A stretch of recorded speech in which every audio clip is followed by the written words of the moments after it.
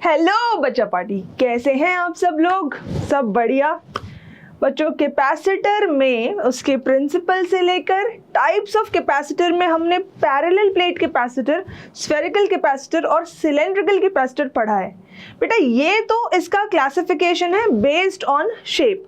हम कैपेसिटर्स को उसके एप्लीकेशन के बेसिस पे भी क्लासिफाई कर सकते हैं।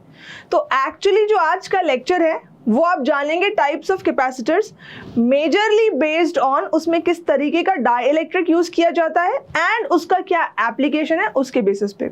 तो ये पढ़ने के पहले ठीक है, मैं फिर से आपको बता दूं, जो भी नया बच्चा हमारे साथ जुड़ रहा है, आप सबसे पहले जाइए प्ले स्टोर पे और वहां जाके easily learn with a smile app जो है वो डाउनलोड कर लीजिए।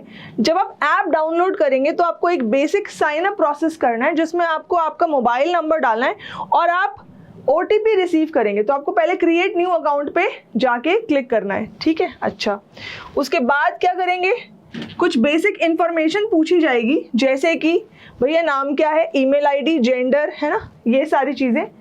और सबसे बड़ी बात और ज़रूरी बात कि आपको लोकेशन जो है बेटा वो ऑन रखनी है, लोकेशन ऑफ नहीं करनी, ऑन रखनी है। ओके, इसके बाद आप वेरीफाई विद OTP पर क्लिक करेंगे। OTP यहाँ पे टाइप कर देंगे या अपने आप बाय डिफॉल्ट भी आ जाता है डिपेंडिंग अपॉन आपने क्या सेटिंग्स अपने फ़ोन में डाल रखी है ना।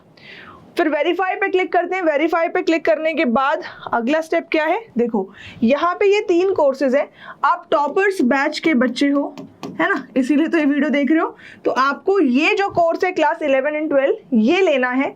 इसके अलावा और भी यहाँ पे ये 2 कोर्सेज हैं, देख सकते हो, नाम से ही क्लियर है कि कॉम्पिटिटिव या प्रोफेशनल एग्जाम SSC या IIT के लिए तो ये यहाँ पे एक कोर्स है और उसके अलावा CUET के लिए ये यहाँ पे एक कोर्स है। तो आपके ऐसे फ्रेंड्स वगैरह जो हैं जिनको आप रेकमेंड करना चाहते हो, घर में कोई छोटा बहन, बड़ी बहन जो भी पढ़ाई कर रहे हैं इनमें से कोई भी कोर्स के लिए, तो उनको रेकमेंड कर सकते हो। नेक्स्ट पे जब आप क्लिक करते हो तो नेक्स्ट पे क्लिक करने के बाद देखो यहाँ पे 4 बैचेस आपको दिख रहे हैं। उदय किसके लिए है? कॉमर्स के लिए। शिखर कॉमर्स, ये कॉमर्स क्लास 11th और ये कॉमर्स क्लास 12th। ऐसे ही साइंस में प्रारंभ क्लास 11th और टॉपर्स क्लास 12th। इसमें क्या प्रिपेयर होता है, आपका CBSE का जो सिलेबस है विथ नीट ये प्रिपरेशन होगी, ठीक है। आप साइंस को चेक करोगे, उसके बाद नेक्स्ट पे क्लिक करोगे। नेक्स्ट पे क्लिक करने के बाद यहाँ पे अपनी क्लास सेलेक्ट कर लोगे। क्लास सेलेक्ट करके फिर से नेक्स्ट पे क्लिक करोगे। उसके बाद ये जो आपको पेज दिख रहा है, इस पेज पे आपको एनुअल कोर्स फी दिख रही है, बट एक्चुअली ये कितनी है बेटा, ये कितनी है, ये है 0। कैसे? जब आप इस कोर्स को कार्ट में ऐड करते हो तो वहां जाके आपको एक कूपन अप्लाई करना है। कौन सा कूपन, ये देखो यहाँ लिखा हुआ है फ्री इजीली कूपन कोड, ठीक है, FREEAZILY, है ना। जब आप ये कूपन कोड अप्लाई करते हो तो ये जो है सब कुछ 0 हो जाता है। अब ये सारी बातें किसके बारे में है कि ऐप डाउनलोड करो, पर क्यों करो, क्योंकि ऐड जो आ रहे हैं आपके YouTube पर वो बिल्कुल नहीं आते ऐप पर, है ना। तो विदाउट ऐड आप वीडियो लेक्चर्स देख सकते हो। इसके अलावा वहाँ पे आपको डाउनलोडेबल मटेरियल्स जैसे कि डेली प्रैक्टिस प्रॉब्लम्स होती है, हर क्लास के बाद आपको कुछ प्रैक्टिस प्रॉब्लम्स दी जाती है तो वो आपको मिलता है। उसके अलावा क्या होता है, उसके अलावा हर लेक्चर के कुछ नोट्स होते हैं ना, जो भी ये लेक्चर पढ़ाया जा रहा है, ठीक है, तो इसका पूरा स्क्रीनशॉट एनोटेटेड PDF फॉर्मेट में आपको भेजा जाता है। तो ये सब कुछ आपको ऐप पे मिल जाएगा। उसके अलावा आप यहाँ पे देख सकते हो कुछ एडिशनल फीचर्स हैं ऐप पर, है ना। जैसे कि अगर मैं बात करूँ डाउट्स की, ठीक है, तो आप अपने कोई भी डाउट जब ऐप पे पोस्ट करते हो तो वहाँ पे जो एक्सपर्ट फैकल्टी है उसका सोल्यूशन आपको बताती है। तो ये सारे फीचर्स की वजह से आप अभी अगर ये वीडियो देख रहे हो तो साथ साथ में बेटा ऐप डाउनलोड कर लो, ये सारे फीचर्स एक बार ट्राई कर लो, ठीक है। अच्छा, तो चलिए शुरू करते हैं हमारी प्यारी फिजिक्स की क्लास, क्योंकि फिजिक्स से हमें बहुत प्यार है। फिर से मैं आपको याद दिला दूं कि आज के लेक्चर में हम कौन से पॉइंट्स, क्या टॉपिक्स डिस्कस करने वाले हैं। Types of capacitors, dielectrics, induced charge and inducing charge relation. मैंने आपको इसके पहले स्टार्टिंग में जब हमने डाइलेक्ट्रिक्स के बारे में थोड़ा सा जाना था, थोड़ा सा मैंने आपको पढ़ाया था, तब मैंने आपको बताया था कि 2 टाइप के डाइलेक्ट्रिक्स होते हैं, पोलर, नॉन पोलर। फिर एक क्वांटिटी होती है पोलराइजेशन वेक्टर, और उसके बेसिस पे हम एक्सटेंट ऑफ पोलराइजेशन मेजर करते हैं किसी डाइलेक्ट्रिक का। और मैंने आपसे कहा था कि आगे आने वाले लेक्चर्स में आप इसके बारे में डिटेल में पढ़ोगे। तो ये वो लेक्चर है जहां जहाँ पे आप इसके बारे में डिटेल में पढ़ोगे। मैं फिर से बेटा आपको बता दूं कि जो नीट के बच्चे हैं, है ना, खासतौर पे जो नीट के बच्चे हैं हमारे, टाइप्स ऑफ कैपेसिटर्स वैसे बहुत ज़्यादा एग्जाम पॉइंट ऑफ व्यू से इंपॉर्टेंट टॉपिक नहीं है एक्चुअली, लेकिन नीट में इसमें एक दो MCQ आए हुए हैं पहले, इसीलिए इसको डिस्कस कर रहे हैं, ठीक है। इसके अलावा ये जो टॉपिक है इंड्यूसिंग चार्ज, है ना, इंड्यूसिंग चार्ज के बीच का जो रिलेशन है ये बहुत इंपॉर्टेंट है, और ये टॉपिक भी नीट वाले बच्चों के लिए बहुत इंपॉर्टेंट है, ठीक है। और ये लेक्चर के एंड में हम पढ़ेंगे, तो आपको स्टार्टिंग से लेकर लास्ट तक के सारे नोट्स बनाने हैं, है ना, और बीच में उठकर कहीं जाना नहीं है, सारा लेक्चर इकट्ठे एक साथ देखना। कोई डाउट होगा तो कमेंट बॉक्स में डाल देना, ठीक है। अब देखो बेटा, ये जो आपको यहाँ फिगर दिख रहा है, आपने अक्सर ऐसे जो ये मदरबोर्ड्स वगैरह होती हैं कभी खोल के देखी हो, किसी डिजिटल चिप को देखा हो, है ना, डिजिटल घड़ी खोल के देखी हो, या अगर आपने कंप्यूटर की चिप कोई देखी है तो आपको वहाँ पर ऐसे स्ट्रक्चर्स देखने को मिलते हैं, है ना। ये जो आपको ये स्ट्रक्चर दिख रहा है, ये स्ट्रक्चर दिख रहा है, ये दिख रहा है, ये दिख रहा है, ये कैपेसिटर्स हैं बेटा, अलग अलग टाइप के ये कैपेसिटर्स हैं। जैसी जैसी इनकी यूज है उसके हिसाब से ये डिजाइन किए जाते हैं, बनाए जाते हैं, है ना। ये है रेजिस्टर्स, जिसके बारे में आप चैप्टर जो नेक्स्ट है आपका 3rd चैप्टर करंट इलेक्ट्रिसिटी, वहां पे ये आप पढ़ोगे, इनफैक्ट इसकी रेजिस्टेंस भी निकालोगे। तो अगर आपको अब ऐसा कोई स्ट्रक्चर दिखे ना, तो आप मान के चलो कि वो क्या है, कैपेसिटर। अब क्या करो, उसको अच्छे से गौर से देखना, उसमें माइक्रोफैरेड ऐसे कैपेसिटेंस उसकी लिखी होती है, टॉलरेंस लिखी होती है कि भैया इतना वोल्टेज देना, इससे ज्यादा वोल्टेज दे दिया तो फट जाएगा। ये चार्जिंग वोल्टेज क्या है वो उस पर लिखी होती है ना। तो आगे कभी आप अगर अभी तक नहीं देखा है, आगे कभी देखो तो उसको गौर से देखना, एनालाइज करना कि जो हमने फिजिक्स की क्लास में पढ़ा है वैसे ही कुछ उसके ऊपर लिखा है कि नहीं, ठीक है। अब देखो बेटा, तो मेजरली अगर कैपेसिटर्स को क्लासिफाई किया जाता है शेप के बेसिस पे 3 होते हैं, fixed capacitor, variable capacitor, trimmer capacitor, ठीक है। फिर पोलराइजेशन के बेसिस पे पोलराइज्ड और अनपोलराइज्ड होते हैं। फिक्स्ड का मतलब ये होता है कि उसकी कैपेसिटेंस फिक्स्ड है, ठीक है। ज्यादातर आप जो देखते हो वो फिक्स्ड कैपेसिटर्स होते हैं, ये सारे फिक्स्ड कैपेसिटर्स हैं यहाँ पे, ठीक है। वेरिएबल कैपेसिटर की भी एक इमेज आपको देखने को मिलेगी, ठीक है। वेरिएबल कैपेसिटर में क्या होता है, कंट्रोल होता है, स्विच को घुमा घुमा के आप उसकी कैपेसिटेंस को वैरी कर सकते हो, ठीक है। ट्रिमर कैपेसिटर्स जो है ये आपको ज्यादा देखने को नहीं मिलेंगे, आप इन्हें कम पढ़ोगे, आगे आने वाले जो आप मतलब हायर क्लासेस में इसके बारे में पढ़ोगे, ठीक है। हालांकि आप थोड़ा बहुत यूट्यूब का वीडियो वगैरह देख सकते हो कि क्या इसका एप्लीकेशन है ना। इसके अलावा पोलराइजेशन के बेसिस पे पोलराइज्ड और अनपोलराइज्ड 2 कैपेसिटर्स होते हैं। पोलराइज्ड कैपेसिटर्स को इलेक्ट्रोलिटिक कैपेसिटर भी बोला जाता है, सबसे ज्यादा वाइडली यही यूज होते हैं, है ना। और ज्यादा कैपेसिटेंस वैल्यू के लिए इलेक्ट्रोलिटिक कैपेसिटर यूज किया जाता है। जब हमें ज्यादा चाहिए, कैपेसिटेंस की हाई वैल्यू चाहिए, तो इलेक्ट्रोलिटिक कैपेसिटर यूज किया जाता है। आमतौर पर जो आप कैपेसिटर्स देखते हैं वो ज्यादातर इलेक्ट्रोलिटिक होते हैं, ठीक है। अनपोलराइज्ड कैपेसिटर क्या होता है, because they can be utilized in pure AC circuit and are not damaged by reverse voltage. Unpolarized capacitors are preferred over polarized capacitors. जहाँ पे AC सर्किट की बात आ रही होती है तो वहाँ पे हम क्या करते हैं, अनपोलराइज्ड कैपेसिटर को यूज किया जाता है वहाँ पे। वैसे तो आप ज्यादातर कैपेसिटर्स को देखोगे तो उसकी एक टांग जो होती है छोटी होती है और एक टांग जो होती है बड़ी होती है। छोटी जो टांग है वो पॉजिटिव टर्मिनल से कनेक्ट की जाती है और जो बड़ी टांग है वो नेगेटिव टर्मिनल से कनेक्ट की जाती है।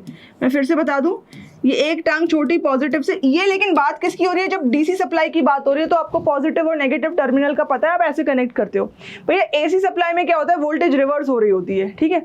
वहां पे अनपोलराइज्ड यानी ये जो टांगे होंगी बराबर होंगी, ठीक है, तो वहां पे अनपोलराइज्ड कैपेसिटर यूज किया जाएगा जो कि रिवर्स वोल्टेज के लिए सूटेबल होता है, ठीक है। Since they don't have positive and negative ends, they also have uses in DC circuits. अगर मैं बोलूं कि एडवांटेज क्या है अनपोलराइज्ड कैपेसिटर का, तो ज्यादातर तो अपन इसको एसी में ही यूज करते हैं, लेकिन इसको डीसी में भी ऑल्टरनेटिवली यूज किया जा सकता है। The unpolarised capacitors frequency is high and it's leakage current is little, ठीक है। ये कुछ टर्म्स हैं जो आप कैपेसिटर्स के साथ देखते हो। आप देखते हो कि capacitor blocks DC, capacitor blocks DC, capacitor जो है वो डीसी को ब्लॉक कर देता है। क्या कर देता है, डीसी को ब्लॉक कर देता है। एसी ऑल्टरनेटिंग करंट करके आपका एक चैप्टर आएगा, उसमें आप कैपेसिटर के बारे में और भी थोड़ा डिटेल में पढ़ोगे। उसमें आप एलसी सर्किट पढ़ोगे, आरसी सर्किट पढ़ोगे, चार्जिंग ऑफ अ कैपेसिटर पढ़ोगे, डिस्चार्जिंग ऑफ अ कैपेसिटर, ये दोनों चीजें पढ़ोगे। तो वहां पे आपको देखने को मिलेगा कि कैसे फ्रीक्वेंसी को वैरी करने से क्या कैपेसिटेंस पे कोई फर्क पड़ता है कि नहीं पड़ता है। इनफैक्ट अभी भी जब आप करंट इलेक्ट्रिसिटी चैप्टर पढ़ोगे तो कई बार ऐसा होगा, कोई सेल है, ठीक है, और सेल के साथ क्या कैपेसिटर लगा दिया। अब बताओ क्या इस सर्किट में करंट जाएगा? तो इस सर्किट में करंट नहीं जाएगा, मोमेंटरली कुछ मोमेंट के लिए करंट जाएगा। यहाँ पे अगर एक बल्ब लगी होती मान लो, तो बहुत झटके के लिए बल्ब ग्लो करती और फिर वो बुझ जाती। कैपेसिटर का काम है कि वो डीसी को ब्लॉक कर देता है, कैपेसिटर एसी के साथ काम करता है। ठीक है, ओके। कैपेसिटर का जो दूसरा नाम होता है बेटा, उसको कंडेंसर कहते हैं। इसको आप पुराना नाम कह सकते हो, इसको आप पुराना, पहले जो है कैपेसिटर को कंडेंसर कहा जाता था। ये बल्कि और बड़े शेप के होते थे, जैसे पंखा है, अभी भी आपने सुना होगा भैया ये जो पंखा है ये धीरे चल रहा है, इसमें कोई दिक्कत आ गई, चलो कंडेंसर इसका बदलवा देते हैं, है ना। तो थोड़ा बड़े साइज का वो जो आप कंडेंसर उसमें लगा रहे होते हो, वो बेसिकली क्या है, वो एक कैपेसिटर है।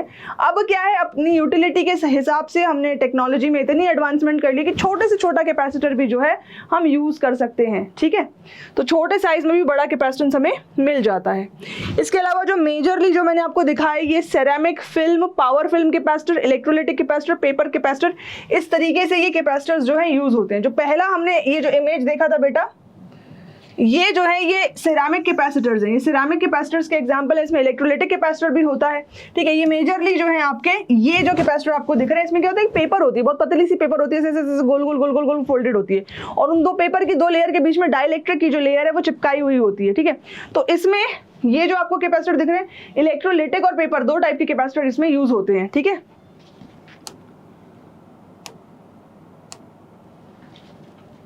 अब जो मेजर कैपेसिटर जो ज्यादातर आपको समझने को, ये देखो, ये वेरिएबल कैपेसिटर है, इसको घुमाते जाओ और कैपेसिटेंस बदलती जाएगी। ये वेरिएबल कैपेसिटर का एग्जांपल है। ठीक है, there are number of semi circular parallel plates and the effective capacity changes by changing effective area between the successive plates। हमको पता है कि जो कैपेसिटेंस होती है C is equals to epsilon not A upon D। ठीक है, तो यहाँ पे क्या है, सेमी सर्कुलर प्लेट्स होती हैं, आपस में डाइलेक्ट्रिक से सेपरेटेड होती हैं।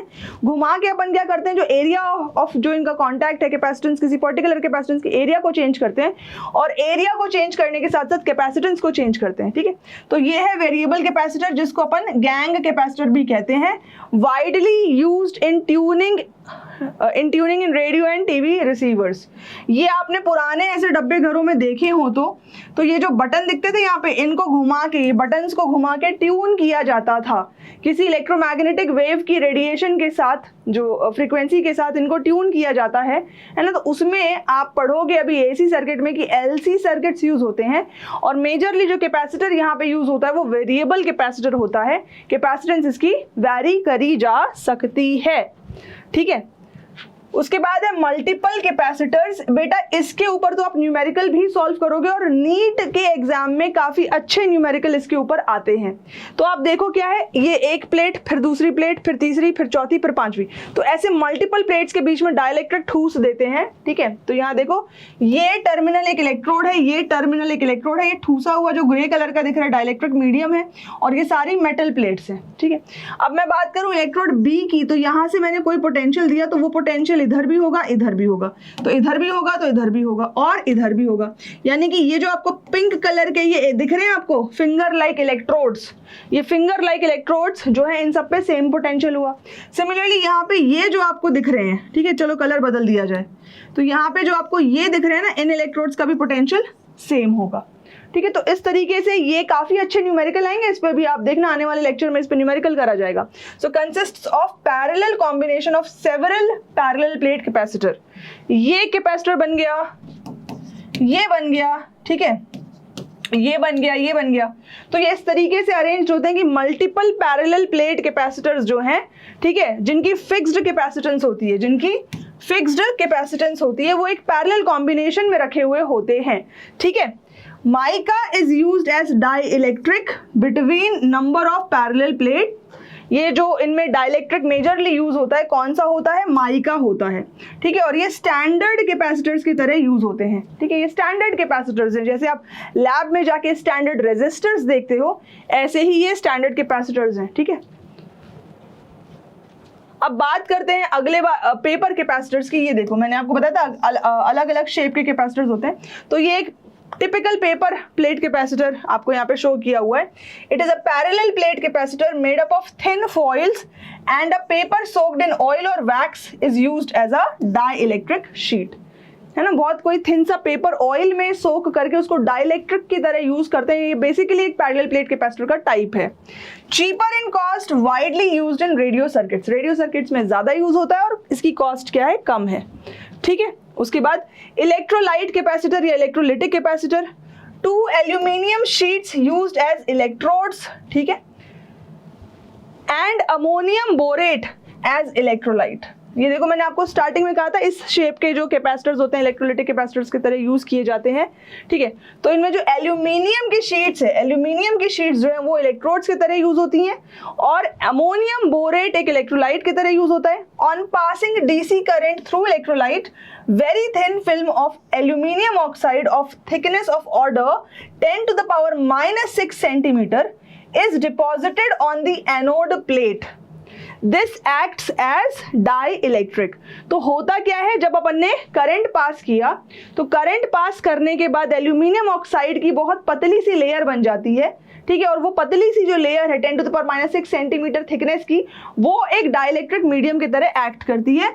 The order of this capacitor is 10 to the power 3 microfarad. Capacitance जो है इसकी देखो 1000 माइक्रोफैरेड के आसपास है.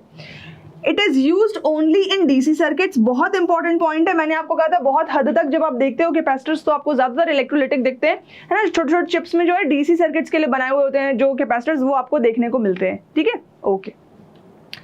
तो ये वेरियस टाइप्स ऑफ कैपेसिटर्स जो है आपने बेटा अभी देखा है ना. इसके बाद हम बात करेंगे dielectric strength of air की. मैं आपको फिर से एक बार अच्छे से रिमाइंड करा दूं, आपने नोट्स तो बना ही लिए होंगे. ये जो हमने डिस्कस किया ये नीट के बच्चों को टाइप्स ऑफ कैपेसिटर में कभी कभी 1-2 मार्क्स के एमसीक्यूज आ जाते हैं कि डीसी सर्किट में भैया इनमें से कौन सा कैपेसिटर यूज होगा, तो आप इलेक्ट्रोलिटिक कैपेसिटर चूज करोगे. कौन सा कैपेसिटर एसी सर्किट के लिए सही है, तो अनपोलराइज्ड कैपेसिटर, क्योंकि वो रिवर्स वोल्टेज पे भी काम करता है. ठीक है. उसकी फ्रीक्वेंसी कितनी होती है, हाई फ्रीक्वेंसी होती है. भाई फ्रीक्वेंसी की बात कहाँ करी जाती है, एसी के साथ. एसी के साथ बात करी जाती है. तो हाई फ्रीक्वेंसी एसी के लिए भी हम अनपोलराइज्ड जो कैपेसिटर है उसको यूज करते हैं. ठीक है. तो ये कौन सा कैपेसिटर ट्यूनिंग में यूज होता है, क्या फिक्स्ड यूज हो सकता है ट्यूनिंग में, नहीं. वेरिएबल कैपेसिटर ट्यूनिंग में यूज होता है. तो ये छोटे छोटे क्वेश्चन हैं जो आपके एग्जाम में आ सकते हैं. सीबीएसई वालों का इससे लेना देना नहीं है. सीबीएसई वाले ज्यादा से ज्यादा पैरेलल प्लेट कैपेसिटर ही पढ़ेंगे, उसी के फॉर्मूले पढ़ेंगे, उसी के ऊपर क्वेश्चन और कंसेप्चुअल प्रॉब्लम्स करेंगे. ठीक है. लेकिन नीट के बच्चे स्फेरिकल कैपेसिटर भी पढ़ेंगे. ठीक है. सिलेंड्रिकल कैपेसिटर भी पढ़ेंगे और कैपेसिटर बेस्ड ऑन शेप भी पढ़ेंगे. ठीक है. ओके. तो डाइलेक्ट्रिक स्ट्रेंथ ऑफ एयर की बात करें. पहले ना समझ लो जरा, जो मैं डाइलेक्ट्रिक स्ट्रेंथ आपको समझाना चाहती हूँ इसका क्या मतलब है. देखो एयर क्या है. ठीक है. चलो बात करें, तो ये जो बेटा अपना सेक्शन है ये चलो बात करें वाला सेक्शन है. बस आपको करना क्या है, दिमाग खोल के बैठना है और अपनी इमेजिनेशन, सोच का दायरा जो है आपको बढ़ाना है. देखो तो एयर है यहाँ पे, इस एरिया में क्या है, एयर है. तो एयर में क्या है, कोई H2 का मॉलिक्यूल होगा, कोई N2 का मॉलिक्यूल होगा, ऐसे अलग अलग. O2 तो ऑफ कोर्स होगा ही होगा, बहुत सारे है ना. अब क्या एयर में फील्ड नहीं होती, क्या कोई फील्ड नहीं होती एयर में? यार जाहिर सी बात है यार, बहुत फील्ड होती है. इधर उधर की स्ट्रे फील्ड तो होती है. तो यहाँ पे इलेक्ट्रिक फील्ड है, एयर में फील्ड जो है प्रेजेंट है, इसकी उसकी जिसकी भी वजह से, भाई इतनी सारी इलेक्ट्रोमैग्नेटिक वेव्स हैं तो इलेक्ट्रिक फील्ड प्रेजेंट होती है. ठीक है. अच्छा, इलेक्ट्रिक फील्ड क्या करेगी, ये जो नॉन पोलर मॉलिक्यूल्स हैं वो उनको पोलराइज करती है. तो O2 में टेंशन हो गई है ना, O2 थोड़ा सा ये पोलराइज हो गया, H2 पोलराइज हो गया. ठीक है. क्या हो गया, पोलराइज हो गया. कैसे पोलराइज होगा, थोड़ा सा पार्शियल पॉजिटिव चार्ज इधर और पार्शियल नेगेटिव चार्ज इधर. तो हम कह सकते हैं कि जो एयर के अंदर मॉलिक्यूल्स हैं वो नॉन पोलर होने चाहिए, लेकिन फील्ड की प्रेजेंस में वो थोड़े से पोलराइज तो यार हो जाएंगे. और इतनी सारी इलेक्ट्रोमैग्नेट, आप इतने फोन वोन ये सब यूज कर रहे हो इलेक्ट्रोमैग्नेट, है ना. अब क्या होगा अगर मैंने फील्ड की स्ट्रेंथ बढ़ा दी, मैंने फील्ड को और स्ट्रॉन्ग कर दिया, तो फील्ड की स्ट्रेंथ बढ़ाने के बाद, फील्ड को और स्ट्रॉन्ग करने के बाद हमको पता है कि ये और खींचेगा, ऐसा हो जाएगा, है ना. और एक टाइम ऐसा आ जाएगा कि ये O2 जो है भैया अलग अलग हो जाएगा, अपने अपने चार्ज लेके ये O अलग अलग हो जाएंगे. मुझे नहीं पता भैया कौन से O पे प्लस कौन से O पे माइनस, पर ये क्या हो जाएंगे, अपने अपने चार्ज जो इनको लेना है वो लेके अलग हो जाएंगे, है ना। ऐसा होता है अपर एटमॉस्फेयर में, है ना, ऐसा होता है अपर एटमॉस्फेयर में। हम कहते हैं कि जो रेडिएशन है, यूवी रेडिएशन या बहुत हाई एनर्जी वाली रेडिएशन, एक तरीके से वहां की गैसेस को आयोनाइज कर देती है। अब इसको इस पिक्चर के साथ समझो, ठीक है। वो रेडिएशन क्या है भैया, वो इलेक्ट्रिक फील्ड लेकर आई अपने साथ, और फील्ड ने क्या करा, बेसिकली फील्ड ने एनर्जी दी, कैसे, पोलराइज करके। अब आ रही फिजिक्स, तो केमिस्ट्री में जुड़ा क्या है भैया, फिजिक्स से समझोगे तो केमिस्ट्री अपने आप समझ में आ जाएगी। केमिस्ट्री लो लाइट पड़ी और लो टूट गए, ऐसे टूट गए, ऐसे अपने आप टूट गए। फंडामेंटली क्या होता है, फील्ड होती है जो पोलराइज करके उनको तोड़ रही होती है, अलग कर रही होती है। पर बात यह है कि आमतौर पे हम अपर एटमॉस्फेयर की तो बात नहीं कर रहे हैं, हम तो बात कर रहे हैं जहां मैं खड़ी हूं, यहाँ पे ये अनपोलर मॉलिक्यूल्स जो हैं हल्का फुल्का पोलराइज होंगे लेकिन टूटते नहीं है, ठीक है। बात ये हो रही है कि कितनी फील्ड इसको एक्चुअली ब्रेक कर सकती है, कितनी फील्ड चाहिए कि वो एयर के मॉलिक्यूल्स को पोलराइज तो ठीक है आयोनाइज कर दे, जस्ट आयोनाइज कर दे, जस्ट आयोनाइज कर दे, है ना। वो फील्ड होती है कितनी, 3 × 10⁶ वोल्ट पर मीटर, ठीक है। सो इसको हम कहते हैं dielectric strength of air.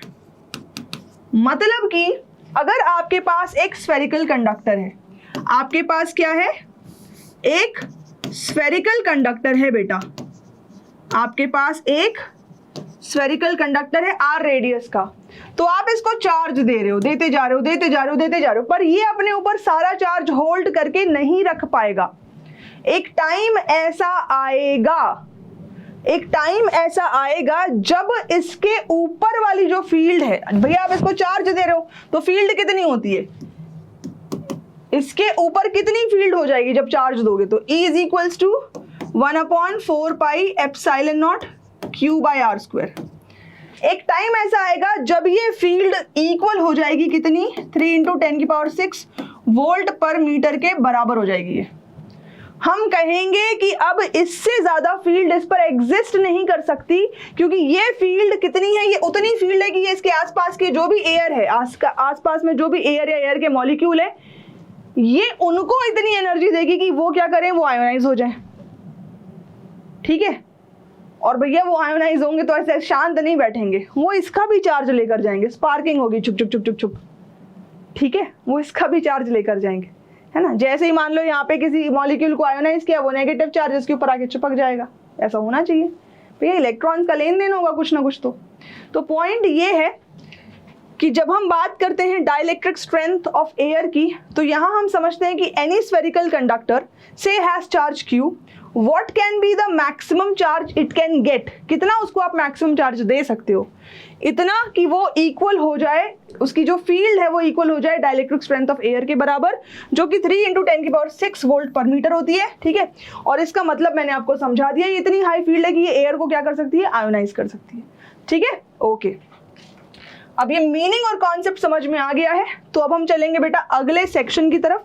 तो यहाँ पे ये जो सेक्शन है हमारा, हम क्या पढ़ रहे हैं, हम पढ़ रहे हैं relation between induced and inducing charge, relation between induced and inducing charge, बेटा अपन ये पढ़ रहे हैं सेक्शन में, ठीक है। गौर से देखते जाओ, आपके पास ये पैरेलल प्लेट कैपेसिटर है, यहाँ पे पॉजिटिव चार्जेस यूनिफॉर्मली डिस्ट्रीब्यूटेड है, यहाँ पे नेगेटिव चार्जेस यूनिफॉर्मली डिस्ट्रीब्यूटेड है। अगर यहाँ पे ये डाइलेक्ट्रिक स्लैब नहीं होती तो जो फील्ड थी कैपेसिटर प्लेट्स के बीच में, ये वेक्टर E0 से उसको रिप्रेजेंट किया हुआ है। जब इसमें स्लैब को डाला जाता है तो स्लैब के यहाँ डलने के बाद क्या होता है, स्लैब का पोलराइजेशन होता है ना, स्लैब के अंदर हो जाता है पोलराइजेशन। किस तरीके से पोलराइजेशन होता है, इस साइड पे नेगेटिव चार्ज बनना शुरू हो जाते हैं और इस साइड पे पॉजिटिव चार्ज बनना शुरू हो जाते हैं, सच दैट ये जो इंड्यूस्ड फील्ड है वो इस तरफ होती है, opposite to the applied field. तो अब जो नेट फील्ड है, जो स्लैब के अंदर नेट फील्ड काम कर रही है वेक्टर E, उसको आप लिख सकते हो vector E0 minus vector EI। आपको पता है कि यहाँ पे E0 हमेशा EI से बड़ा होता है, ठीक है, ओके। तो ये देखो हमने लिख दिया वेक्टर E बराबर vector E0 minus vector EI। इस रिलेशन ये बेसिकली नेट फील्ड है जो स्लैब के अंदर एग्जिस्ट कर रही है, ठीक है। अब देखो बेटा, हमें ये पता है कि E नॉट बाई ई कितना होता है, K के बराबर होता है। फिर से बताऊं, है ना, स्टार्ट करी थी हमने यहाँ से, force in vacuum by force in medium is equals to नीचे एप्सिलॉन नॉट आएगा, फोर्स ये परमिटिविटी इन मीडियम, है ना। और ये जो रिलेशन है अपना, ये K के बराबर होता है। और इसी तरीके से F नॉट और Fm की जगह पे आप क्या रख सकते हो, E नॉट और E। तो यहाँ पे E नॉट बाई ई किसके बराबर है, K के बराबर है। तो यहाँ से बताओ भैया E की वैल्यू क्या हो जाएगी, है ना। तो E की वैल्यू हो जाएगी E not upon K। E की वैल्यू हो गई E नॉट बाई K। अब क्या करना है, इसको इस फॉर्मूले में पुट कर दो, ठीक है। तो E की जगह पे आपको क्या करना है, E की जगह पे E नॉट बाई K रखना है, ठीक है। तो E की जगह पे हमने रख दिया E not by K, okay.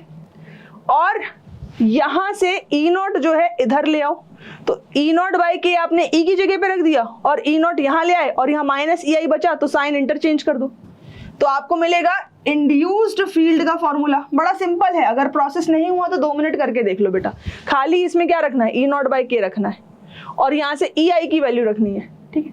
ऐसे समझ लो कि या तो EI को इधर ले आए और इसको इधर ले आए, एक ही बात है, ठीक है। अब तो EI इंड्यूस्ड फील्ड आ गया, ये क्या अपनी इंड्यूस्ड फील्ड है, ये इंड्यूस्ड फील्ड, ठीक है।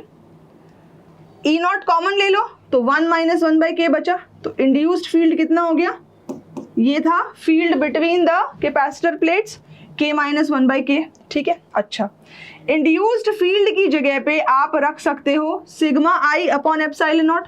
What is sigma I? Sigma I है induced surface charge density on the slab, ठीक है। और E नॉट की जगह पे क्या रख सकते हो, सिग्मा बाई एप्सिलॉन नॉट। फिर से देखो, EI क्या है आपका, sigma I by epsilon not, और E नॉट क्या है, सिग्मा बाई एप्सिलॉन नॉट, ठीक है। ये फॉर्मूला आपको पहले से पता होना चाहिए कि फील्ड को हम सिग्मा के टर्म्स में कैसे लिखते हैं, ठीक है, ओके। तो ये वैल्यूज यहाँ पुट कर दी। अब सिग्मा I, तो ये लिख सकते हो induced charge times area, correct है। अरे यहाँ पे चार्ज टाइम्स एरिया लिखा है, डिवाइड आ जाएगा, यहाँ डिवाइड आ जाएगा ना, चार्ज बाय एरिया, ठीक है। तो इंड्यूस्ड सरफेस चार्ज डेंसिटी को QI बाय A लिखो और सिग्मा को Q बाय A लिखो, ठीक है। बट कोई बात नहीं, एप्सिलॉन नॉट और ये A कैंसिल, ठीक। क्या मिला आपको, ये इंड्यूस्ड चार्ज, ठीक है।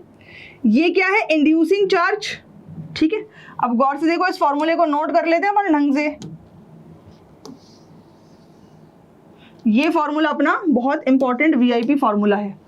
तो इंड्यूस्ड चार्ज है, ये स्लैब के ऊपर जो चार्ज इंड्यूस हुआ है वो है, is equals to inducing charge, ठीक है।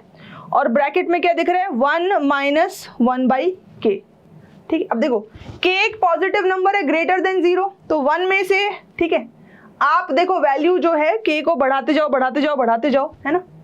तो आपको हमेशा क्या मिलेगा कि जो इंड्यूसिंग चार्ज है वो इंड्यूस्ड चार्ज से छोटा है। ये एक इंपॉर्टेंट रिलेशन है कि इंड्यूस्ड चार्ज जो है, इंड्यूस्ड चार्ज, ठीक है, इंड्यूस्ड चार्ज छोटा है इंड्यूसिंग चार्ज से। अब आपके ऊपर आपको 4 ऑप्शन आ गए कि भैया induce charge equal to inducing charge, greater than inducing charge, ठीक है, less than, none of the above. तो आपको पता है कि क्या सेलेक्ट करना है। ऐसे कंसेप्चुअल क्वेश्चन इसके ऊपर आ सकता है, ठीक है। अच्छा, इसके बाद हम बात करते हैं बेटा relation between polarization vector and surface charge density की, ठीक है। पहले थोड़ा बहुत मैंने आपको पोलराइजेशन वेक्टर के बारे में बताया था। क्या बताया था कि जो पोलराइजेशन वेक्टर है ये है net dipole moment by volume of the dielectric. Define कैसे करते हैं इसको, net dipole moment by volume of the dielectric. अब देखो, ये स्लैब अपन ने डाला, मान लेते हैं इसके अंदर कितने डाइपोल्स बन गए फील्ड की वजह से, इसमें n डाइपोल्स बन गए, छोटा n टाइम्स, है ना। ऐसे हाइपोथेटिकली आपको यहाँ पे सिंपल फिगर दिख रहा है, तो इसके अंदर क्या है, मॉलिक्यूल ने अपने आप को पोलराइज किया in the direction of field, ठीक है, सच दैट जो फील्ड ये क्रिएट कर रहा है वो अप्लाइड फील्ड के ऑपोजिट डायरेक्शन में, induced field is opposite to the applied field. खैर एनीवेज, तो ये जो डाइपोल बन गए, ठीक है, कितने बने, तो मान लेते हैं कि टोटल ऐसे n डाइपोल बने, ठीक है। और एक डाइपोल का जो डाइपोल मोमेंट है, एक सिंगल डाइपोल का जो डाइपोल मोमेंट है, उसको अपन ने ये छोटा वाला p लिख दिया, dipole moment of each molecule, ठीक है। अच्छा, तो अब मैंने बोला नेट डाइपोल मोमेंट, इसको कैसे लिख सकते हैं, टोटल n डाइपोल्स थे और एक का छोटा वाला p डाइपोल मोमेंट था, ठीक है। डाइपोल मोमेंट वेक्टर क्वांटिटी अपन को पता है, तो ये जाहिर सी बात है ये वेक्टर होगा, है ना, इसीलिए ये वेक्टर होगा। बाय वॉल्यूम कर दिया अपन ने। अच्छा वॉल्यूम कैसे लिख सकते हैं, ये जो एरिया ऑफ द डाइलेक्ट्रिक है इसको a लिख दिया, ठीक है। अगर आप देखोगे तो ये बेसिकली डाइलेक्ट्रिक क्या है, एक स्लैब है, एक रेक्टेंगुलर स्लैब है, तो ये जो एरिया है इसको अपन ने a लिख दिया, ठीक है, a लिख दिया। तो वॉल्यूम क्या बन जाएगा, a इंटू एल। एल क्या है बेटा, एल क्या है, ये एल है, ठीक है, देखो ये एल है, तो अपन ने लिख दिया a इंटू एल वॉल्यूम, ठीक है, ओके।